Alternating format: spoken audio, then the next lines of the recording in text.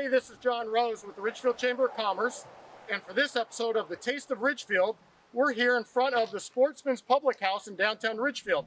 Come on in and let's go see Michael and see what he's got in store for us today.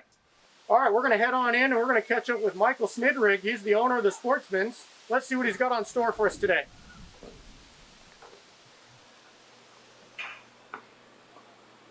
Welcome, Michael. Thank you for having us. Absolutely. Well, I guess we're not supposed to shake hands, are we? There we go. Okay. There we go. All right. I want to ask you a little bit about the Sportsman's and what's happening here in Ridgefield. What's on tap? Just tell us a little bit about what's going on here lately with the Sportsman's. Okay, well, I took it over November 1st, 2018. My first line of attack was to completely revamp the menu. I was a chef for 30 years in corporate restaurants, so I found the public really enjoying the new food items that we have out. Right now, because of COVID, we're going back to 3/4 of the menu, what it was, until the kitchen's just been remodeled. That really helped out tremendously. We get the food out a lot faster, a lot higher quality too. And once the kitchen gets acclimated to that kind of environment, then I'm going to start going back to the full menu. But we have our marinated steak tips and the BLT wedge and the ribs and all the things that people love the most. Like I say, I'm not sure what phase we're going to be able to bring the live bands back, karaoke, but I'm looking forward to getting that all back. Great. So, and you have not only do you have the bar section, but we've got the restaurant side, and you also have outdoor seating. Correct. And what a lot of people don't know is that there's actually an upstairs banquet room as well, which has great views looking out over the river. So how can people, if they want to reserve spots or reserve the banquet room, how can they do that? They can call the restaurant and ask for me directly, Michael Schnidrig, and I'm not charged. Basically, I charge $100 to rent the room. It holds 30 to 35 people, but that $100 goes towards their bill. So if they spend over $100, it costs them nothing. And it is an absolute beautiful view of the wildlife refuge in the river. Yeah, I think that's one of the things that people just don't know about the place. Yeah. I've got it on there's a picture on Facebook, and it is a very beautiful room. And it's very quiet, quaint. You can't really hear the music down here when it gets loud and noisy down here. So it's really a party space that I'm trying to promote for the holidays. And we've had probably about 10 or 15 parties up there so far. And sometimes if it's a big party, I'll do it buffet style, because a large party hitting the kitchen just is not feasible. You know, you'll wait an hour and a half for your food. So I always work with the public, the guests, and decide what's going to be best for them to make sure they have a great event. Good.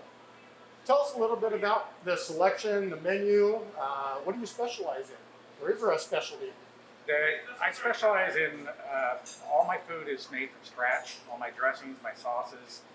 Like I said, the marinated steak tips are probably the most popular item we have on the appetizer menu. BLT wedge salad, the adult mac and cheese, the ribs and peanut butter burger. You're probably going to get a shot of those coming out right now. People just rave about the ribs. And I'm really focusing a lot on steaks now. All of our steaks come out on a cast iron sizzling skillet with compound butter on top.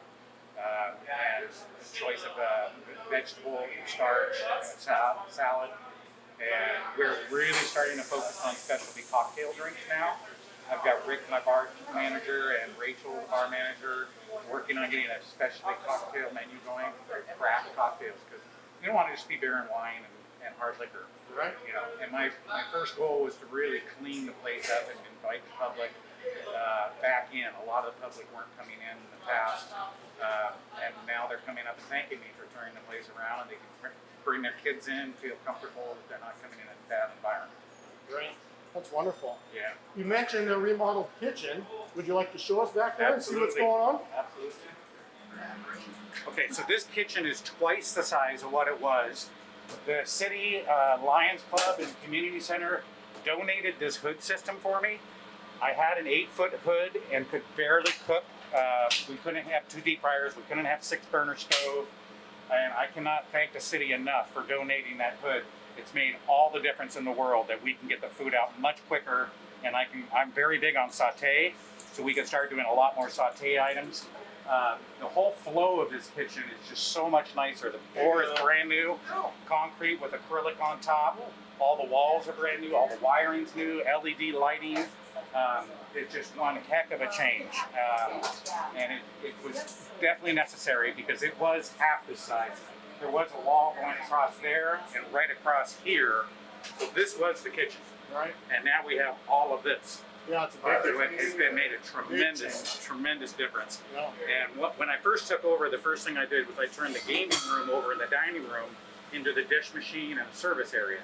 And that relieved all the stress of this dirty dishes coming back here, etc. And it just made more sense. Right. Yeah. So I love it. Yeah, it's really opened it up. So we can pump out a lot of food. Nice. Yeah, and I've designed the menu that it's all, like I say, everything's made from scratch. It's stuff that the kitchen can put out within 15 minutes. If it's going longer than that, then we're doing something wrong. Speaking of food, I just saw some food that left the kitchen and went outside. Let's go out Why and don't we take a go look. out there and take a look? Absolutely.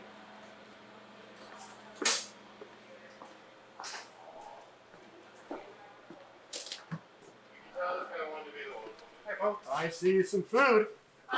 My name's Michael. I'm the owner. Hey, how's it going? John I'm Rose. John with the Chamber of Commerce in the Chamber of city, Commerce. and this is the Taste of Ridgefield. Yes. So we are here just talking to local restaurants and people that are eating here. Want to see, get your take on the food. Is this your first time in the Sportsman's? No. No, I was here yesterday.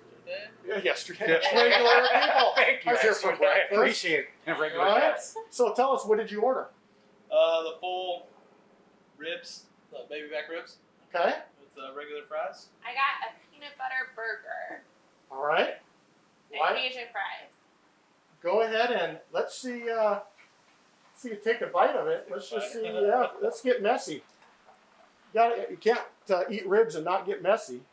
Yeah, and the ribs, if they're done right, they fall off the bone.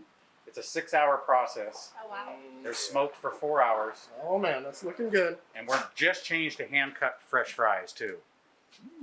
Oh, and he's got a good beverage. Okay, how was it? They're good. Peanut butter burger is probably one of our most popular burgers. We saw Very that. good. And it was Yeah, like, a lot of people are afraid of it, but then they take the bite and it's just gone in no time. Wow, look at that. Yeah, peanut butter, bacon, caramelized onions, American cheese, lettuce, tomato, and the peanut butter on top. Wow, that looks great. The delicious Well, you burger. can't beat this. I mean, you got lunch outside. It's a beautiful day. You got the views. You got great food. Yeah. Can't beat cold, that. cold Nope. beer. And a Sunset. cold beer. Well, I appreciate you guys being here and eating at the Sportsman's. And Michael, thank you very much for having us here, telling us Absolutely. about your place. Well, with that, we're going to leave us for another episode of The Taste of Ridgefield.